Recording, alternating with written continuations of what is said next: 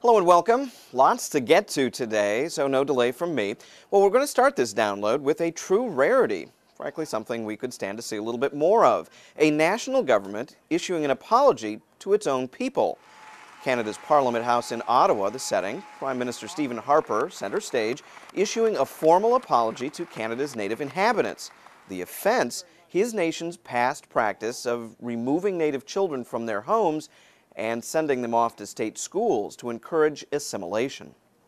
We now recognize that it was wrong to separate children from rich and vibrant cultures and traditions, that it created a void in many lives and communities, and we apologize for having done this. The moment drawing long applause on the House floor.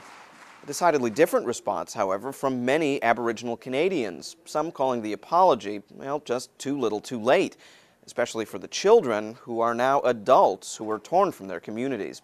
Still, many saying they're willing to move forward. As one Native Canadian said, quote, "I guess they took the Indian out of us, but the Indian is still there."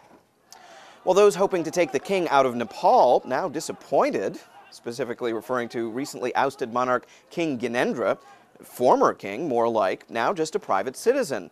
The world's last Hindu monarch telling press that although he's left the palace, he will never leave Nepal. Well, not that he had much choice about leaving the palace bit. Nepal's new government basically kicking him out. Gyanendra and his wife heading to their new digs, one of his former summer palaces overlooking Kathmandu. Nice. Even nicer, the government allowing two women, the king's stepmother and a former king's mistress, to remain in the palace.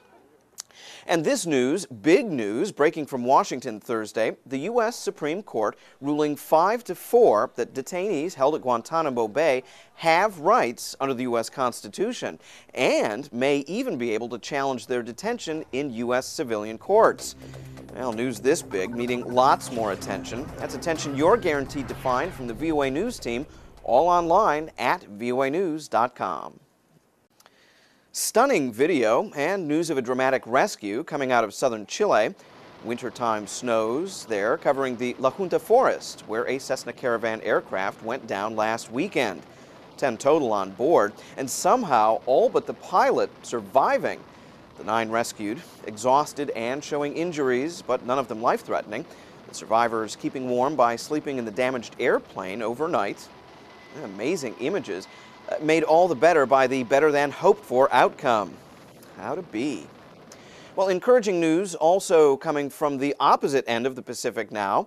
The Dalai Lama at a meditation lecture in Sydney, Australia, telling those assembled, and the media later, that he's urging a peaceful welcome for the Olympic torch as it makes its way through Tibet.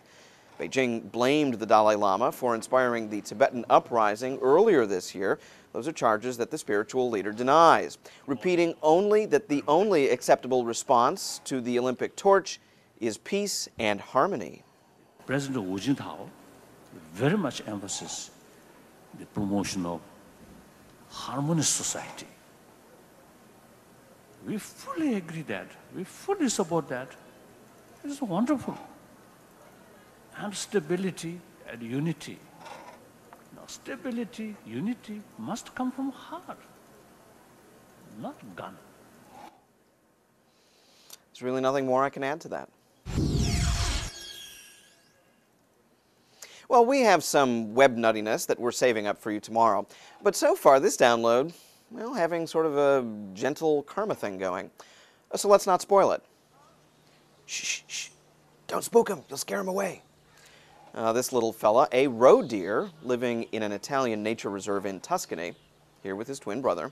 Now, it's hard to see through all the brush, but if you look real close, you'll see he's just got a single horn, right there in the middle of his forehead. Park officials have named him, what else? Unicorn. His twin brother having a normal pair of antlers on both sides of his head. So next time someone tells you that unicorns don't exist, you know, just have them talk to the naturalists at this park. Well, that is your download for today. We'll see you again tomorrow.